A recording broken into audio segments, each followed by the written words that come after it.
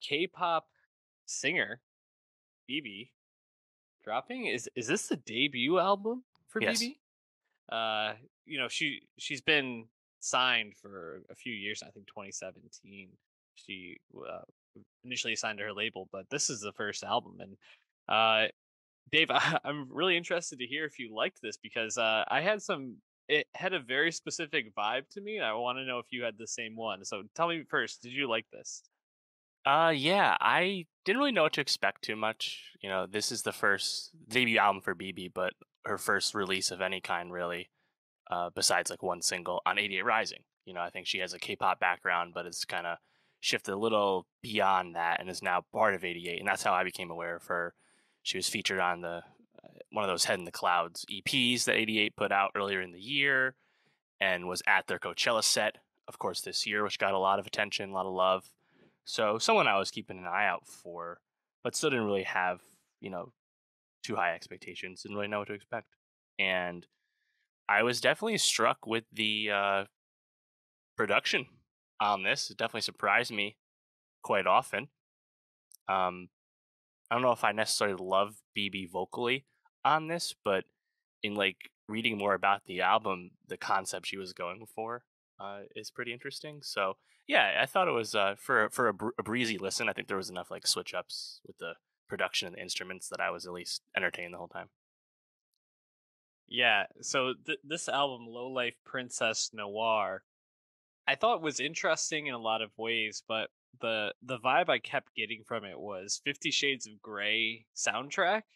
It had this like I don't even know like the beat and the like I don't even know like the vibe of each song. I just felt like I was like slithering through them a lot of the time, and like man, it felt like a few of these songs were just pulled straight from the soundtrack. If you had asked me to guess, I still thought it was pretty good, but it was really hard for me to shake that feeling.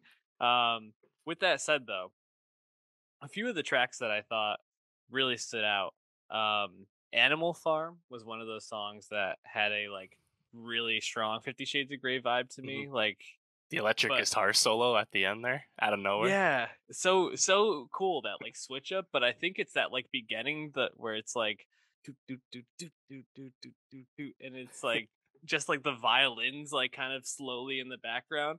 It's great, but yeah, that electric guitar at the end was a choice way to end it, and her vocals were really like shining by the end, so I really appreciated that one. And then another track that I really liked was Moto Speed 24. Hmm. I thought that was a really solid track, just the next song, but I felt like those two back to back were probably the highlight of the album for me. Yeah, I like those ones as well. Moto Speed, you have like just really catchy, I think, kick drums that just nice beat there, nice vibe. Um, Yeah, I mean, there's so many like flourishes on this that I just wasn't expecting. Like right off the jump with BB Vengeance, which is a reference to the Park Chan Wook movie Lady Vengeance. On BB Vengeance, you have like drums reminiscent of reggaeton. I was like, where did this come from? Is this a Bad Bunny song? What's going on here?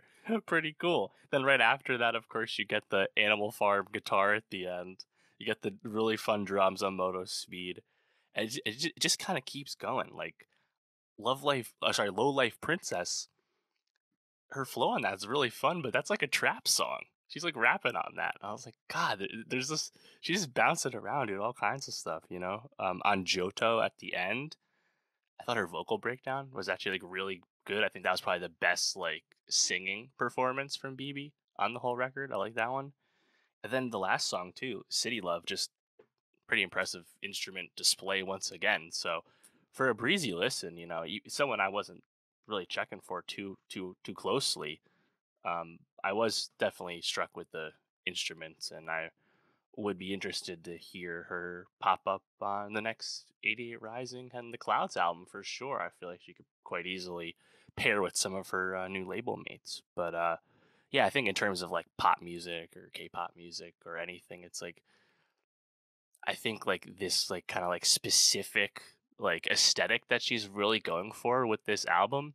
I guess it does stand out, I think I would still like to hear I think a bit more consistency from her vocally, but overall, like I said before, did enough, I think, to keep me entertained with all the flourishes.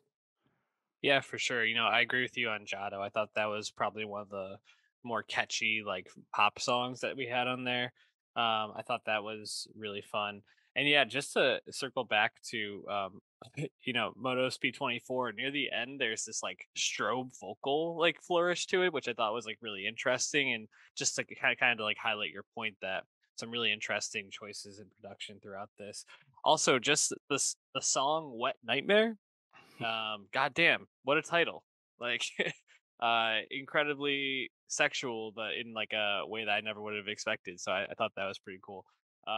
It seems like she has some interesting ideas and perspectives. So definitely someone we're gonna stay tuned to. And you should stay tuned to our Nostalgia Best of 2022 playlist on Spotify. Hit that follow and stay up to date with all the music that we're talking about this year, including